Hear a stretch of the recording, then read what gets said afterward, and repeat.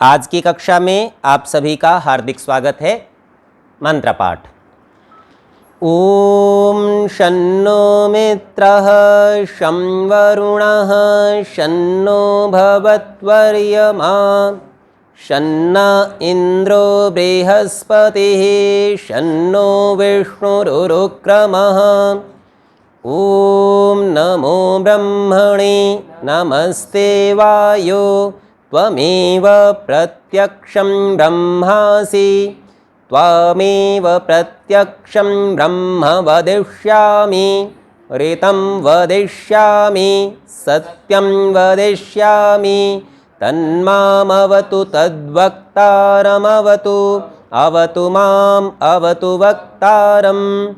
ओम शांति शांति शांतिः। पिछले पाठ में आपका कोई प्रश्न या शंका हो तो पहले उसे देख सकते हैं।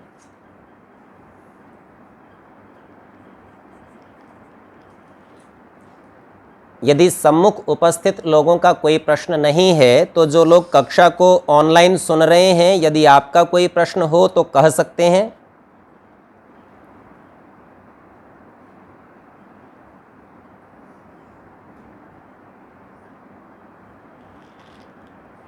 ठीक है, यदि आपका भी प्रश्न नहीं है तो हमारे पास दो लिखित प्रश्न आए हैं श्रीमान प्रशांत जी की ओर से। ये पूछते हैं, ईश्वर को किस रूप में खोजते हैं? ध्यान और उपासना के माध्यम से, जबकि वो निराकार है। और दूसरा प्रश्न है, आत्मा साकार है अथवा निराकार? तो प्रथम प्रश्न में ये ईश्वर को निराकार मान चुके हैं, तो निश्चित रूप से दूसरे प्रश्न में जीवात्मा की चर्चा होगी, जिसको ये साकार अथवा निराकार पूछना चाहते हैं। तो यदि प्रश्न जीवात्मा से संबंधित है तो जीवात्मा निराकार है, उसका कोई आकार नहीं है। जितने भी पदार्थ अभौतिक अर्थात प्रकृति के नहीं बने हुए, वे सब सदा निराकार ही होते हैं। परमेश्वर भी निराकार है और जीवात्मा भी निराकार है। आकार केवल प्रकृति के बने हुए पदार्थों में ही संभव है, अन्य में संभव नहीं है। जो इनका प्रथम प्रश्न है, ईश्वर को किस रूप में खोजते हैं? ध्यान और उपासना के माध्यम से। तो माध्यम तो ये जानते हैं, इनका परिचय है। और इनकी समस्या ये है कि यदि वो निराकार है, उसका कोई रूप नहीं, तो खोजते कैसे हैं? प्रशांत जी कक्षा में जुड़े हुए हैं अभी? हाँ जी आचार्य जी। जी, आपसे एक प्रश्न पहले पूछना चाहता हूँ। प्रत्येक मनुष्य सुख की इच्छा करता है, आप भी करते होंगे। यदि आप सुख की इच्छा करते हैं तो उसे खोजते भी होंगे। हाँ जी। और यदि खोजते हैं तो किस रूप में खोजते हैं साहब? समस्याओं को सुलझा के। इसका मतलब कोई बनावट वाला रूप तो नहीं है, जो उसका साधन है, उसी से जो आपको अनुभूति होती है उसे आप सुख समझ लेते हैं। ठीक इसी प्रकार से परमेश्वर सच्चिदानंद स्वरूप है, तो परमेश्वर को उसी स्वरूप में हम खोजते हैं। अर्थात जैसा कुछ भी करने से आनंद की प्राप्ति हो, तो समझिए ईश्वर की प्राप्ति हुई। तो ईश्वर का खोजना, आनंद का प्राप्त करना, और आनंद प्राप्त करने के उपाय वो आपने लिखे ही हैं, ध्यान और उपासना के माध्यम से। ठीक है जी। हाँ जी, ये तो हमारे पास जो लिखित प्रश्न आए थे उनको देख लिया। यदि किसी का और कोई प्रश्न बचा हो तो एक बार पुनः अवसर है, नहीं तो आगे के पाठ का हम विचार करेंगे। ठीक है, प्रश्न यदि नहीं है तो हम आगे का देख रहे हैं, बिंदु संख्या 83 पर।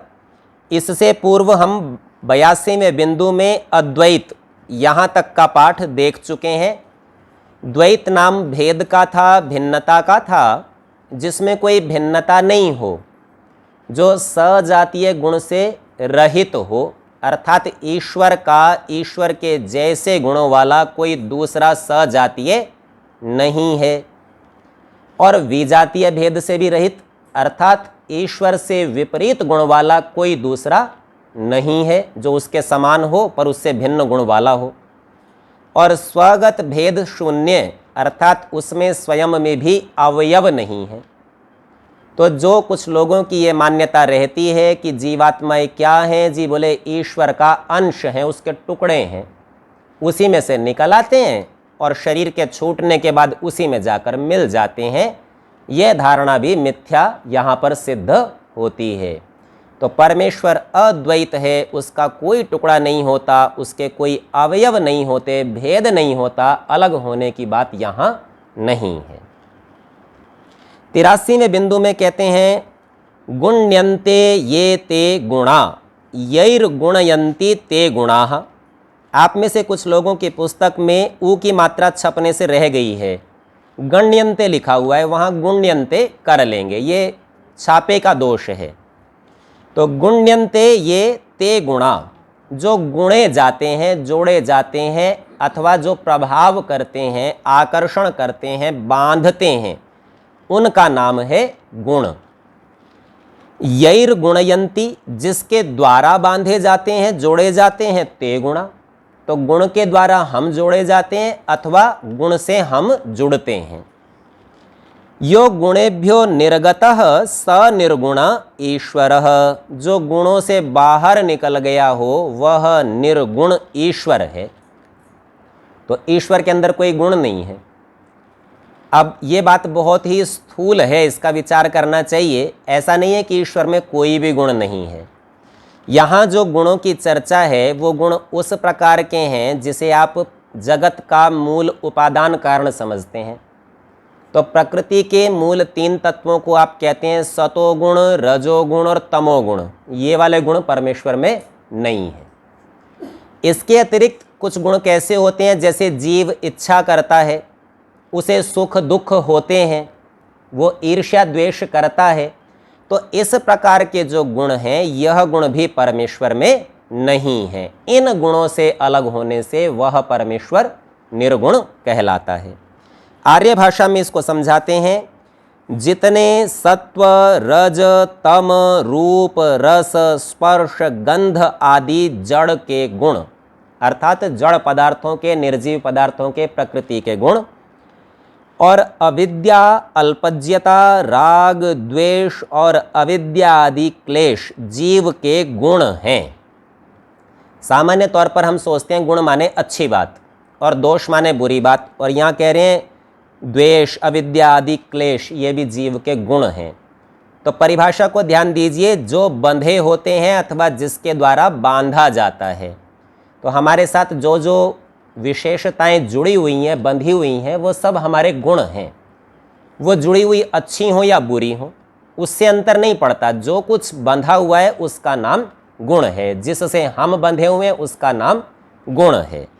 तो हमारे अंदर यदि बुराइयां बंधी हैं तो वो बुराइयां ही हमारे गुण हैं, बुरे गुण हैं, उसे हम दुर्गुण कहते हैं, पर कहते गुण ही हैं। तो यहाँ बताया ये सब जीव के गुण हैं, उनसे जो पृथक है अर्थात अलग है। तो जीव के गुण परमेश्वर में नहीं है और प्रकृति के जड़ पदार्थों के गुण भी परमेश्वर में नहीं है, अर्थात वह अपने स्वतंत्र गुणों वाला है। इसी बात को और स्पष्ट कर रहे हैं, कहते हैं इनमें अशब्दम, अस्पर्शम, अरूपम, अव्ययम इत्यादि उपनिषदों का प्रमाण है।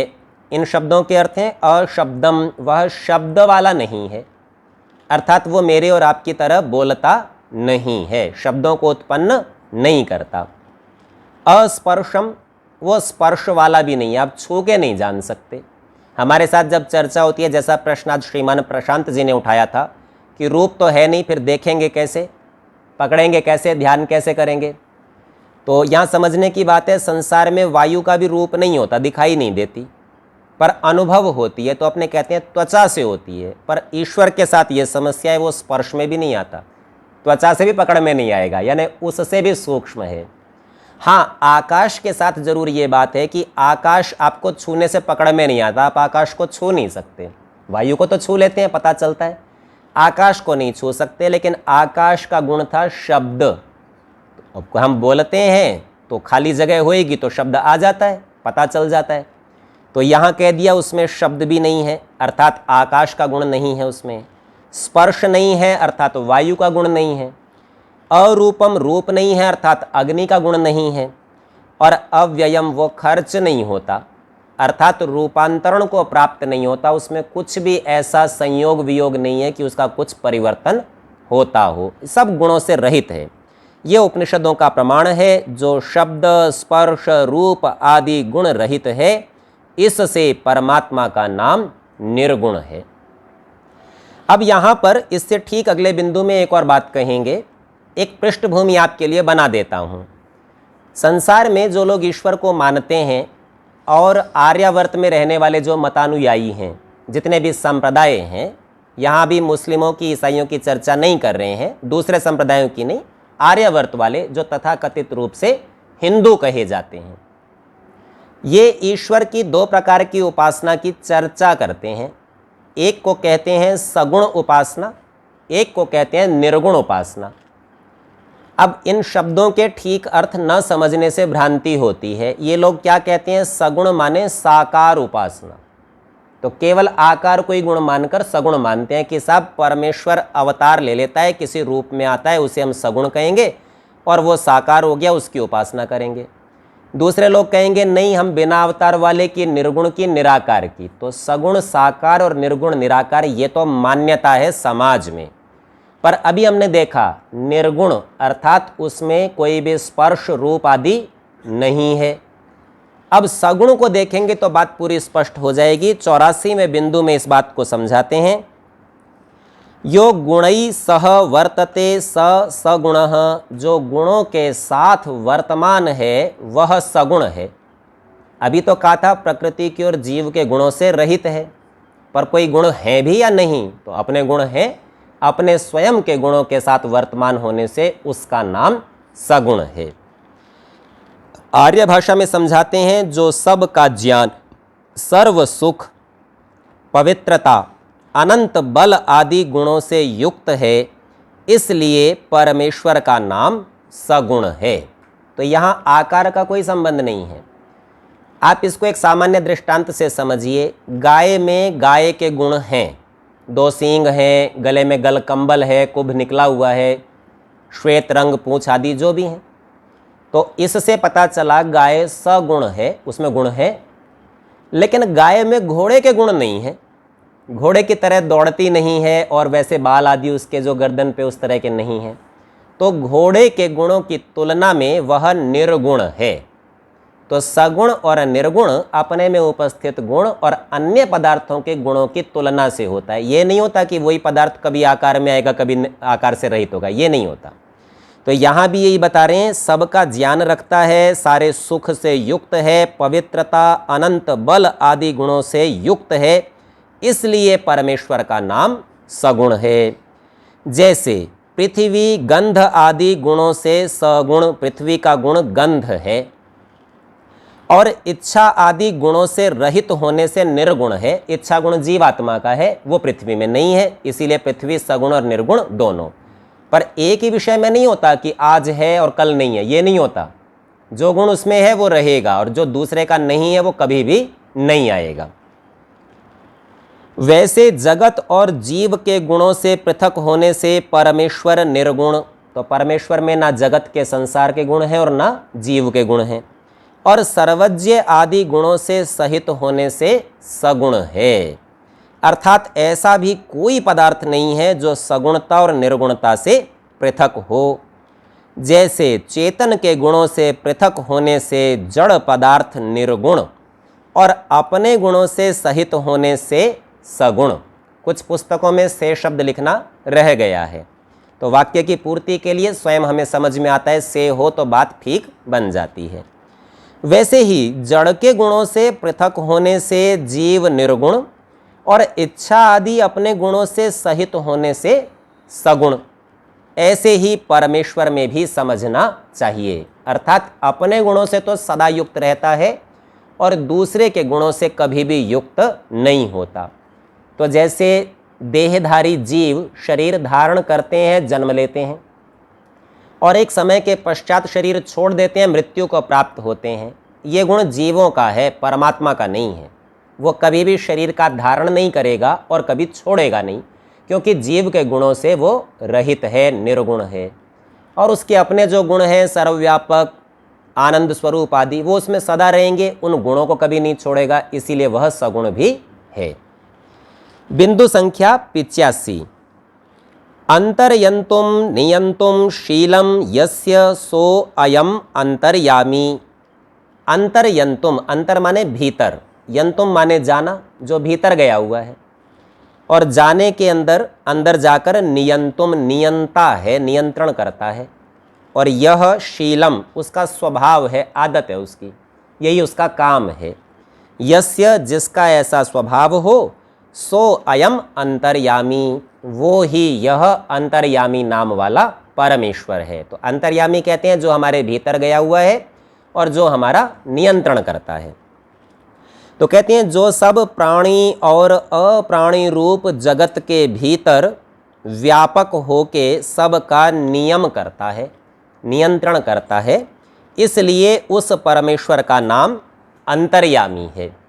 तो परमेश्वर का नाम अंतर्यामी किस कारण से है वह यहां बताया। 86वां बिंदु, यो धर्मे राजते स धर्मराजः। अब राजते शब्द का अर्थ ऐसे लगता है जो राजा होगा, राज्य करता होगा, पर राज शब्द का अर्थ होता है प्रकाशमान, प्रकाशित करना, चमकना, राजरी दीप्तौ मूल शब्द। तो कहते हैं यो धर्मे राजते, जो धर्म में प्रकाशमान है, अर्थात धर्म से प्रकाशित होता है अथवा धर्म को प्रकाशित करता है, स धर्मराजः, वह धर्मराज नाम वाला परमेश्वर है। तो जो धर्म ही में प्रकाशमान और अधर्म से रहित धर्म ही का प्रकाश करता है, इसलिए उस परमेश्वर का नाम धर्मराज है। 87वां बिंदु, यमु उपरमे, मूल शब्द है यमु, उसका अर्थ है उपरम। अब इसको समझिए, आर्य भाषा में खोल के समझाते हैं। इस धातु से यम शब्द सिद्ध होता है। य सर्वान् प्राणिनो नियच्छति स यमः, जो सब प्राणियों को नियच्छति, नियंत्रित करता है, नियम में लाता है। स यमः, वह यम नाम वाला परमेश्वर है। तो ऊपर भी नियम करने के लिए अंतर्यामी था, परमा विशेषता थी कि वह सबके भीतर उपस्थित भी था। यहाँ केवल नियम करने का गुण है, इससे उसका नाम यम है। लोक में कैसी कथाएं बनाई होती हैं, जब कोई व्यक्ति मर जाता है तो एक यमराज है, उसके यमदूत हैं, वे आते हैं। उनके मुख दरवाजे जितने बड़े होते हैं, पहाड़ जैसे बड़े बड़े शरीर होते हैं, और वो ज़बरदस्ती पकड़कर ले जाते हैं। अच्छा सोचिए, यदि इतना बड़ा व्यक्ति हो और आपके घर का दरवाज़ा छोटा हो तो घर के भीतर तो नहीं आ सकता, नहीं आ सकता तो ले कैसे जाएगा? तो यमदूत तो किसी को ले ही ना जा सके। तो ये ऐसा नहीं है, यम नाम यहाँ परमेश्वर का है। तो कहते हैं जो सब प्राणियों के कर्म फल देने की व्यवस्था करता और सब अन्यायों से पृथक रहता है, इसलिए परमात्मा का नाम यम है। तो यम शब्द का अर्थ हम सभी ने देखा, ये कोई अलग नहीं है। 88वां बिंदु, भज सेवायाम, मूल शब्द है भज, जिसका अर्थ है सेवा। इस पर हम पूर्व में भी चर्चा कर चुके हैं। सेवा और सेवन एक ही बातें हैं। तो किसी की सेवा करने में लगता है कि हमने उसे कुछ दिया, और सेवन करने में लगता है हमने लिया, पर परमेश्वर की सेवा परमेश्वर का सेवन ही है। तो परमेश्वर को आपने ग्रहण कर लिया, यही उसकी सेवा है। यहाँ भज शब्द बताया। इस धातु से भग, ज को ग आदेश हो जाता है, तो भज की जगह भग बन जाता है। और इससे मतुप होने से भगवान, वान का अर्थ है वाला। जैसे आप धनवान, धन वाला, गाड़ीवान, गाड़ी वाला, इसी तरह भगवान, भगवाला। तो यह शब्द सिद्ध होता है। संस्कृत में समझाते हैं भगः, भगः का अर्थ खोला, सकल ऐश्वर्यम। भग कहते हैं संपूर्ण ऐश्वर्य को। तो जो संपूर्ण ऐश्वर्य वाला है वह भगवान। तो भगः सकल ऐश्वर्यम सेवनम वा, अथवा जो इसका सेवन है, विद्यते यस्य, जिसका विद्यमान है, जो ऐश्वर्य का उपयोग करता है, स भगवान, वह भगवान नाम वाला परमेश्वर है। तो जो समग्र ऐश्वर्य से युक्त व भजने के योग्य है, इसीलिए उस ईश्वर का नाम भगवान है। 89वां बिंदु, मन ज्ञाने। मूल शब्द है मन, इसका अर्थ है ज्ञान होना। इस धातु से मनु शब्द सिद्ध होता है, बस मन में उ लगा दिया। यो मन्यते स मनुहु, जो माना जाता है वह मनु है। तो परमेश्वर को मानना ही पड़ता है विवश होके। कहते हैं जो मनु अर्थात विज्ञानशील, सारे ज्ञान विज्ञान के स्वभाव वाला, सब उसके पास है और मानने योग्य है, जिसको मानना ही पड़ता है, सबको यह योग्य है कि उसे स्वीकार करें, इसलिए उस ईश्वर का नाम मनु है। 90वां बिंदु, प्री पालन पूर्णयोः। मूल शब्द है प्री और इसके दो अर्थ हैं, एक पालन करना और दूसरा पूर्ण करना, कमी को खत्म समाप्त कर देना, तो कमी क्षति की पूर्ति करना। इस धातु से पुरुष शब्द सिद्ध हुआ है। तो ये समझिए पुरुष उसे कहते हैं जो पालन करना चाहता हो, जानता हो, करता हो, और जो कमी को दूर करना चाहता हो, जानता हो और करता हो, तो उसका नाम पुरुष है। और जो ऐसा न करे वो पुरुष नहीं है। तो समझाते हैं, यह स्वव्याप्त्या, जो अपनी व्याप्ति से अर्थात अपनी उपस्थिति से चराचरम जगत प्रीणाति, जड़ और चेतन सारे जगत को प्रीणाति, पूरयति वा, तो उसका पालन करता है, उसे पूरा करता है। स पुरुषः, वह पुरुष है अथवा पुरुष नाम वाला ईश्वर है, जो सब जगत में पूर्ण हो रहा है, इसलिए उस परमेश्वर का नाम पुरुष है। 91वां बिंदु, डुभ्रिय धारण पोषण योः। मूल शब्द है डुभ्रिय, इसमें से केवल भ्री बचेगा और भ्री से भर बन जाता है। भर यानी भरने वाला, पूर्ति करने वाला। इसके दो अर्थ हैं, एक धारण और दूसरा पोषण। तो कहते हैं विश्वपूर्वक, भर से आगे विश्व शब्द लगा देंगे। इस धातु से विश्वम्भर शब्द सिद्ध होता है। नाम से ही पता चल रहा है पूरे विश्व को धारण भी करता है और उन्हें पोषण भी देता है। यो विश्वम बिभरति, बिभरति को ही खोला, धरति, जो विश्व को धारण करता है। पुष्णाति वा, पुष्ट करता है। स विश्वम्भरो जगदीश्वरः, विश्वम्भर नाम वाला वह परमेश्वर है, जो जगत का धारण और पोषण करता है, इसलिए उस परमेश्वर का नाम विश्वम्भर है। 92वां बिंदु, कल संख्याने। मूल शब्द है कल और उसका अर्थ है संख्या करना, गिनना। ये चर्चा पहले भी गण संख्याने में देखी थी, जहां गणेश और गणपति शब्द बनाए थे। तो संख्या का अर्थ गिन लेना, गिन लेने का अर्थ अपने नियंत्रण में लेना, और इसी से ही मृत्यु, मृत्यु जो है वो आपको गिन लेती है कि हाँ भाई इनकी तो गिनती पूरी होगी ने, एक तरफ रख दो, तो संसार में से दूसरी तरफ ले जाता है आपको। तो कहते हैं इस धातु से काल शब्द बना है। कलयति, उसी को खोला, संख्याति, संख्या करता है, कथन करता है, जान लेता है, पकड़ लेता है। सर्वान पदार्थान, सब पदार्थों को। स कालः, वो काल नाम वाला परमेश्वर है, जो जगत के सब पदार्थ और जीवों की संख्या करता है, कथन करता है, नियंत्रण करता है, इसलिए उस परमेश्वर का नाम काल है। 93वां बिंदु, शिश्लि विशेषणे। मूल शब्द है शिश्लि, अर्थ है विशेषण। विशेषण हम सब समझते हैं जो विशेषता को बताए। कहते हैं इस धातु से शेष शब्द सिद्ध होता है। यह शिष्यते स शेषः, जो बचा हुआ है वह शेष है। शेष कहते ही उसको जो बच जाता है, बचे हुए का नाम शेष है। अपने लोग प्रयोग करते हैं यह यज्ञ शेष है, यज्ञ में जितनी आहुति देनी थी दे दी, अब शेष बचा हुआ है, इसका नाम यज्ञ शेष है। और लोक में शेष से एक सांप की कल्पना करते हैं, शेषनाग, और फिर सोचते हैं उसके ऊपर धरती टिकी हुई है। अब देखिए यहाँ शेष शब्द का अर्थ है जो उत्पत्ति और प्रलय से शेष अर्थात बच रहा है, जिसकी उत्पत्ति और प्रलय नहीं होती, उत्पत्ति और प्रलय से जिस पर कोई प्रभाव नहीं होता, उसका नाम शेष है। नाग का नाम शेष नहीं है, इसलिए उस परमात्मा का नाम शेष है। 94वां बिंदु आप्लृ व्याप्तौ। मूल शब्द आप्लृ, अर्थ है व्याप्त होना, उपस्थित होना सब जगह। तो कहते हैं इस धातु से आप्त शब्द सिद्ध होता है। यह सर्वान् धर्मात्मना आपनोति वा सर्वैर्धर्मात्मभिर आप्यते। यह जो सर्वान् धर्मात्मना सब धर्मात्माओं को आपनोति व्याप्त कर लेता है, घेर लेता है, उनको उपस्थित किए हुए, उनमें उपस्थित है। दूसरा है वा अथवा सर्वैर धर्मात्म भी, सब धर्मात्माओं के द्वारा आप्यते प्राप्त किया जाता है। ईश्वर ने सबको पकड़ रखा है और सब धर्मात्मा उसको पकड़ते हैं। छल आदि रहित, जो छल आदि से रहित है, स आप्तः, उसका नाम आप्त है, वो आप्त नाम वाला परमेश्वर है।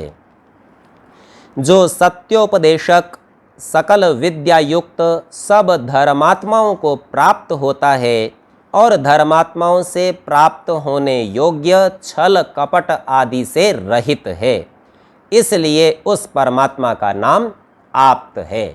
तो जो लोग परमेश्वर में कि परमेश्वर छल करता है, कपट करता है, ऐसा आरोप लगाते हैं, तो जानिए ईश्वर की निंदा करते हैं और ये बहुत बड़ा पाप है, इससे वे बहुत बड़े दुख के भागी भी बनेंगे। तो परमेश्वर छल कपट आदि से सर्वथा रहित है।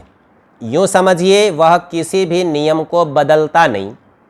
आपको यदि नियम पता है तो आपके साथ छल और कपट होने की कोई संभावना नहीं। छल कपट में क्या होता है, नियम बदल दिया जाता है, पहले कुछ कहते हैं फिर कुछ कह देते हैं, बोले आपने छल कर लिया हमसे। तो परमेश्वर ऐसा कभी भी नहीं करता।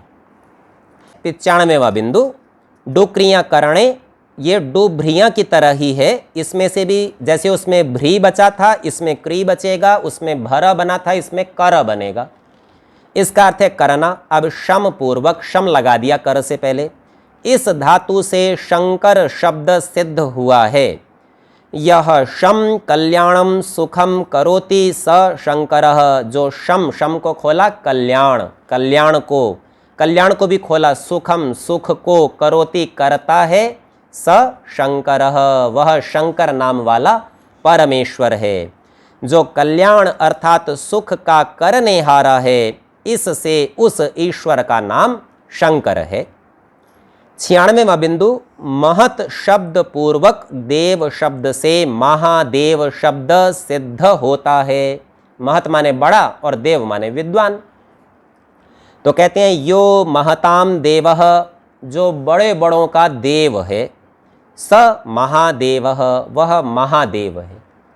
जो महान देवों का देव अर्थात विद्वानों का भी विद्वान, विद्वानों को भी विद्या का देने वाला, सूर्य आदि पदार्थों का प्रकाशक है, इसलिए उस परमात्मा का नाम महादेव है। 97वां बिंदु प्रिय तर्पणे कांतौ च। मूल शब्द प्रिय, दो अर्थ हैं, एक है तर्पण करना अर्थात तृप्ति करना और दूसरा है कांति। कांति का एक अर्थ होता है चमक और दूसरा कांति का अर्थ होता है आकर्षण करना, अपनी ओर खींचना। तो कहते हैं इस धातु से प्रिय शब्द सिद्ध होता है। यह प्रणति प्रियते वा, जो अपनी ओर खींचता है या खींचा जाता है। स प्रियः, वह प्रिय है। तो अपने प्रिय की ओर या तो हम खींचते हैं या उसको अपनी ओर खींचना चाहते हैं। तो जो सब धर्मात्माओं, मुमुक्षुओं और शिष्टों को प्रसन्न करता और सबको कामना के योग्य है, इसलिए उस ईश्वर का नाम प्रिय है। 98वां बिंदु भू सत्तायाम। मूल शब्द है भू और उसका अर्थ है सत्ता।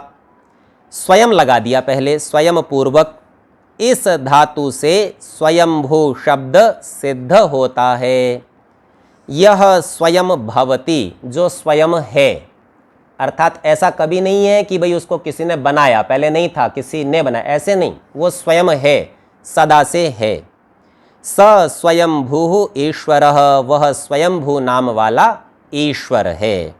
जो आप से आप ही है, उसका कोई कारण नहीं है, किसी और के द्वारा नहीं बना है, वो किसी से कभी उत्पन्न नहीं हुआ, इससे उस परमात्मा का नाम स्वयंभू है। 99वां शब्द कु शब्दे। मूल शब्द है कु, उसका अर्थ है शब्द। तो कहते हैं इस धातु से कवि शब्द सिद्ध होता है। यह कौति, कौति को ही खोलते हैं शब्दयति, अर्थात जो शब्द करता है। अभी पीछे बताया था उसमें शब्द गुण नहीं है, तो यहाँ शब्द का तात्पर्य ये ध्वनि वाले व्यक्त शब्दों से नहीं है। अभी आप इसको देखेंगे। अब शब्दयति को स्पष्ट करते हैं। सर्वा विद्याः, वो सब विद्याओं का शब्दन करता है। शब्द करना अर्थात उपस्थित कर देना एक तरह से। तो विद्याएं हैं विचार, तो विचारों को वह प्रस्तुत करता है। स कवि ही ईश्वरः, वो कवि नाम वाला ईश्वर है।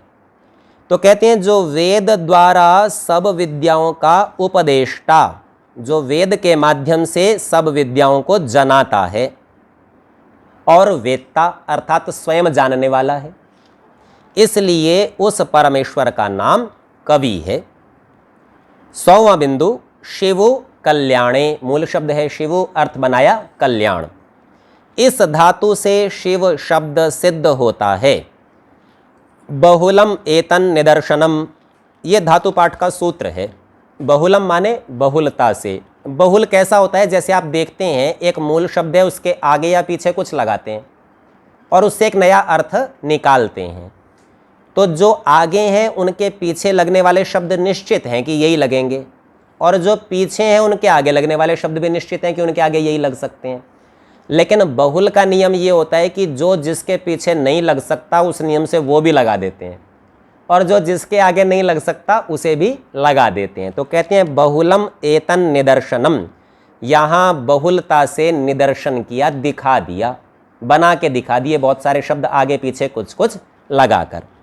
इससे शिव धातु माना जाता है। ये आगे और पीछे लगाने की प्रक्रिया भी नियम पूर्वक है, व्याकरण के नियमों से, मन मर्जी से नहीं है। तो कहते हैं जो कल्याण स्वरूप और कल्याण का करने हारा है, इसलिए उस परमेश्वर का नाम शिव है। ये 100 नाम परमेश्वर के लिखे हैं, परंतु इनसे भिन्न परमात्मा के असंख्य नाम हैं। ये थोड़ा सा एक स्वरूप दर्शन करा दिया, मोटा मोटा बता दिया स्थूल दृष्टि से कि देखो जी कम से कम 100 तो हैं ही। और ये ज़्यादातर वो नाम लिए जो लोक में प्रसिद्ध हैं, जिन नामों से हम अन्य अन्य व्यक्तियों की कल्पना करते हैं। तो बताए ये सब नाम परमेश्वर के ने हैं, इनसे अन्य व्यक्तियों का ग्रहण नहीं करना। क्योंकि जैसे परमेश्वर के अनंत गुण कर्म स्वभाव हैं, वैसे उसके अनंत नाम भी हैं। उनमें से प्रत्येक गुण कर्म और स्वभाव का एक एक नाम है। जितने उसके गुण होंगे उतने उसके नाम होंगे। इससे ये मेरे लिखे नाम समुद्र के सामने बिंदुवत हैं। एक छोटी सी बिंदु के समान है 100। देखिए एक बिंदु और समुद्र कितना बड़ा, तो परमेश्वर के कितने नाम होंगे। क्योंकि वेदादि शास्त्रों में परमात्मा के असंख्य गुण कर्म स्वभाव व्याख्यात किए हैं, व्याख्यान किए हैं। उनके पढ़ने पढ़ाने से बोध हो सकता है, और अन्य पदार्थों का ज्ञान भी उन्हीं को पूरा पूरा हो सकता है जो वेदादि शास्त्रों को पढ़ते हैं। नहीं तो ज्ञान तो होगा पर थोड़ा थोड़ा होगा, कुछ कुछ पता चलेगा, पूर्णता के साथ निश्चित ज्ञान उनको नहीं होगा। अब इस पर एक प्रश्न उठाते हैं। यहाँ तक के नामों को तो स्वीकार कर लिया जो सुनने वाला श्रोता है उसने, पर एक प्रश्न उठाया। कहता है जैसे अन्य ग्रंथकार लोग आदि मध्य और अंत में मंगलाचरण करते हैं, वैसे आपने कुछ भी न लिखा न किया। अब इसका तात्पर्य किससे है? जैसे कुछ लोग लिखते हैं ओम श्री गणेशाय नमः, ओम नमः शिवाय आदि कुछ कुछ वाक्य लिखते हैं, और उसको वो लोग मंगलाचरण समझते हैं कि हमने मंगलाचरण कर दिया जी। तो बोले अन्य सब लोग ग्रंथ के आरंभ में ऐसा लिखते हैं, आपने तो कुछ कहा नहीं, सीधा मंत्र बोला और शुरू हो गए। तो स्वामी जी महाराज उत्तर देते हैं ऐसा हमको करना योग्य नहीं। अर्थात हमसे मतलब किसी भी विद्वान बुद्धिमान को ऐसा कभी नहीं करना चाहिए कि जो ये पहले नाम लिखते हैं। बोले क्योंकि जो आदि मध्य और अंत में मंगल करेगा, तो उसके ग्रंथ में आदि मध्य और अंत के बीच में अर्थात इनसे अतिरिक्त स्थानों में जो कुछ लेख होगा वो अमंगल ही होगा। कि मंगल तो 3 जगह है, तो 3 को छोड़ के बाकी सब जगहों पर अमंगल हो जाएगा। तो अमंगल वाला ग्रंथ नहीं बनाना चाहिए, इसलिए ऐसा नहीं करना चाहिए कि आदि मध्य और अंत में मंगल करें। इसलिए मंगलाचरणम शिष्टाचारात फल दर्शनात् श्रुतितश्चेति, यह सांख्य शास्त्र का वचन है। और आज के पाठ का समय समाप्त है, इसीलिए इस वचन की चर्चा अगली कक्षा में करेंगे। ओम